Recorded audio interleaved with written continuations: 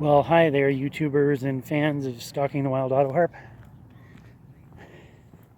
This is Hal Weeks. I'm out for a walk on this beautiful spring day, and I'm on the way to meet an Autoharp player for the very first time.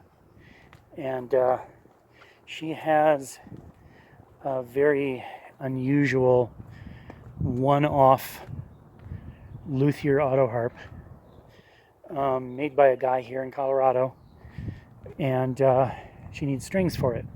And it was strung up by somebody who put the wrong strings on. And I'll be able to show you that. And we're going to measure it and order up custom-made strings for it and put those on. I'm on my way down there to meet this person, but I'm going to meet her and go have some coffee or something with her, and then we will go back home with the harp, and I'm going to babysit it for a few weeks while this process goes on.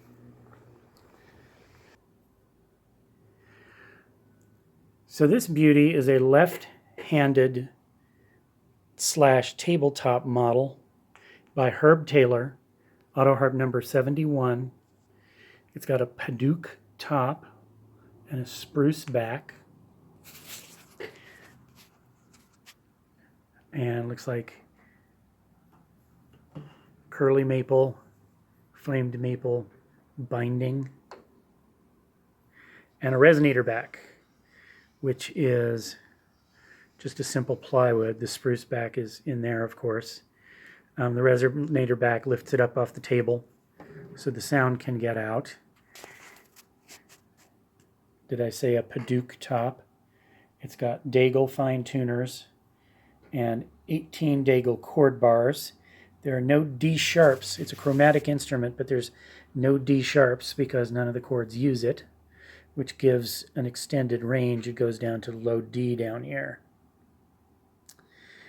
And this harp has been strung with the wrong strings. You can see that the windings go across like this.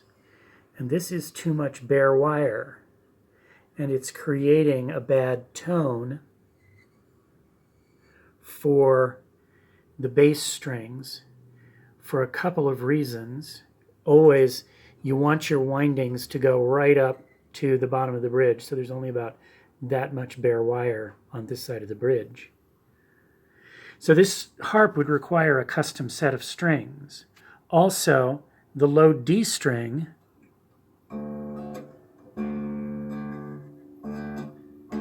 there's a rattle when it's lying down, because down here the string is hitting, there's a metal piece of the chord bar down there, and the string, because it's longer, this is 20.5 inches from here to here, and the standard Autoharp is 19.5 inches, so there's an extra inch up here.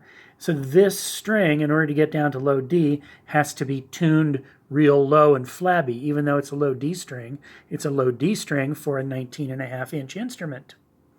So it's tuned real loose, which means it vibrates further, which means it's hitting the metal down here. Not to mention that the windings are fatter.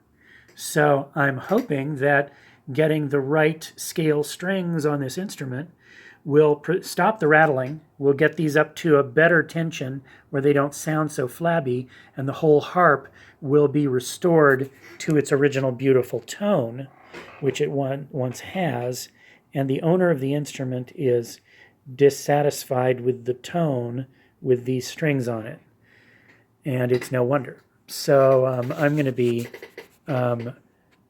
ordering a custom string set for it, and talking to Greg Schreiber. It's got a pickup in it. And we'll be seeing if we can get this up to exactly what it should be for the owner of this harp. Okay, I thought I'd give you a little soundbite to show what this harp sounds like with the wrong strings on it. and maybe why the owner is a little dissatisfied with it, and we're going to upgrade it, and then I'll be able to give you a before and after example of what this sounds like.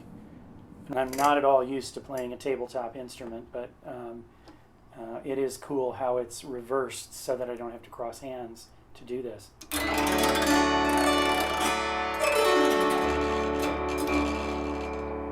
Can you hear the rattle on the low D?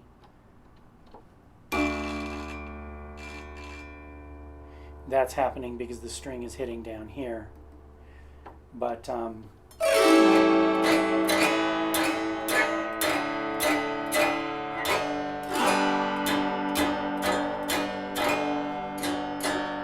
bass strings just sound kind of flabby.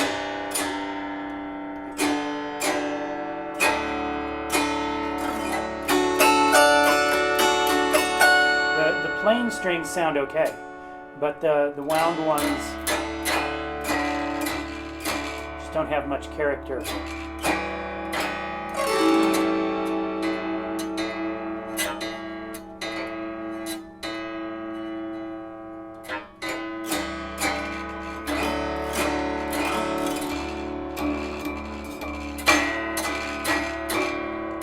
They're too loose. See how much I can push those? Especially that one.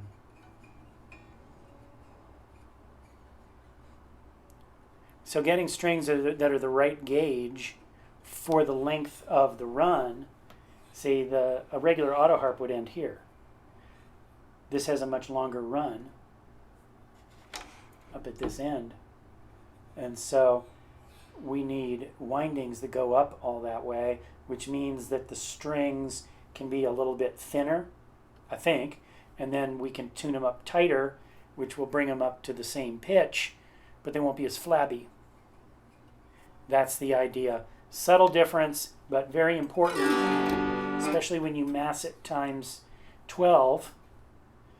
You know, you compound the issue when you have more strings vibrating. So there's a little sound sample. See if I can actually play a tune on it.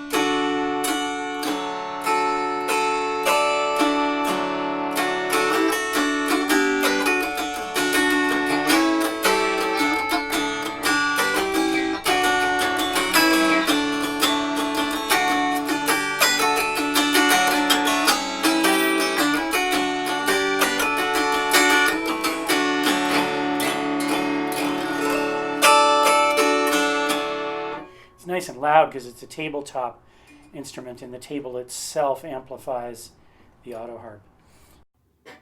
So I have taken off the chord bars so that I can access the string, because whenever I do a restringing job, I take the chord bars off so that I have full access to the full run and I don't have to keep stuffing the strings underneath the chord bars. It's one thing if you're going to put on one string, but in this case, all of these bottom strings, I'm going to replace all of these, because this is exactly what I was showing you in the previous segment, that all of this bare wire is what's making these strings sound so bad. Bonk. They just sound dead, and it's because of this. So we're going to order a special set where this is the standard length, bridge to bridge, for a luthier Autoharp with a straight bridge, which is the way most luthiers build them. But this one has this elegantly curved bridge, which is going to require specialty strings every time. So what I'm going to do is I'm going to measure the run from this point, which is where the string is stopped, to this point where the string is stopped. This wire and this wire, which is the bridge rod. So the distance between the bridges, and I'm going to write down that distance, and I'm going to write down the note that it's supposed to be making, because that's the information that Greg is going to need to make a special set. And this string, the second string, is going to be different than the first string because it gets shorter and shorter and shorter, shorter and shorter and shorter and shorter. So every one of these strings is going to be a different winding length to fill up this space. So I'm going to measure this first. So I'm going to measure this first string run, and we're going to see what we get. Now, I don't know what you can see in the video, but that's 20.5 inches. A regular Autoharp is 19.5 inches, which is here. And so if the bridge rod came in right here, you see there'd be about a 1/2 inch of bare wire, which is appropriate and fine. But this has a whole inch more than that on this string, and that's why it sounds like doo-doo. So we're going to now measure all the rest of them.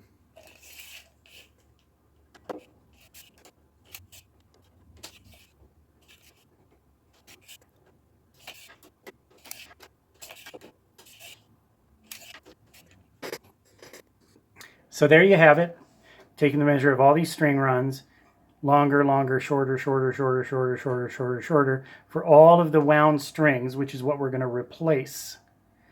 Now I'm going to email all that information to Greg, and he's going to custom make the strings and send them to me, and then we're going to put them on. When would you have to go through this? Well, you probably wouldn't unless you had a real curvy instrument like this one.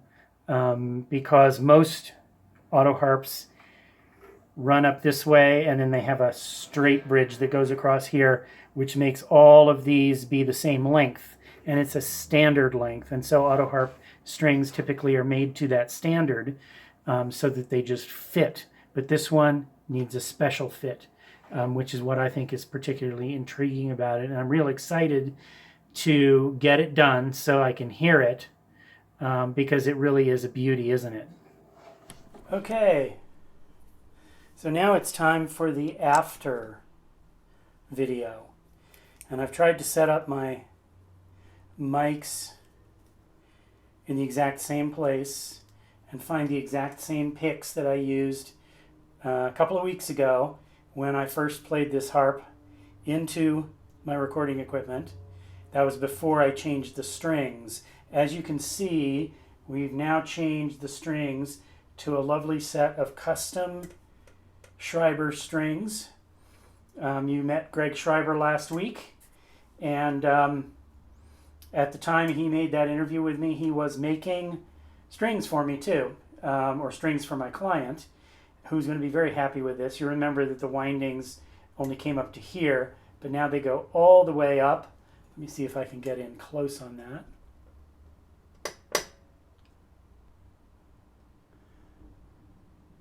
Notice how the bridge angles up, and each set of windings is a little bit shorter so that it fills the distance. And now I'm going to give you a sound bite, if I can reach around my camera stand here.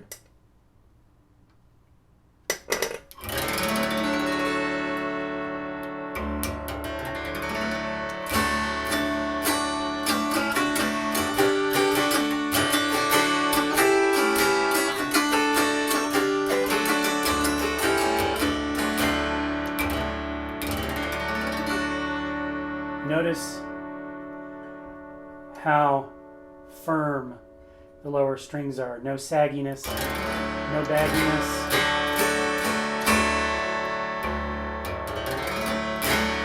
Nice, low, growly D note.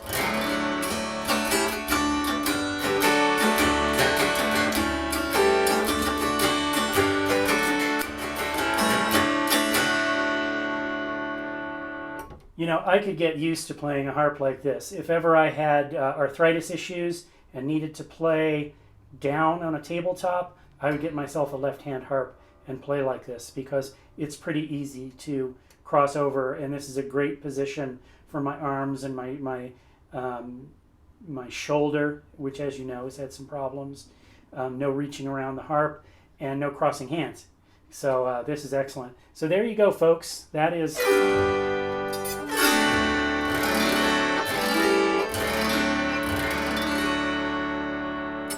the sound of this wonderful Herb Taylor custom instrument. And I think that my client is going to be very, very happy. So that's all for now. This is Hal Weeks, Talking the Wild Autoharp. If you like this video, you want more of them, remember to like, subscribe, and please, please consider going over to Patreon and chipping in a few bucks a month. Or you can go to my website and send me one little tip, and that would be most helpful. So thanks, and we'll be seeing you around. Bye-bye.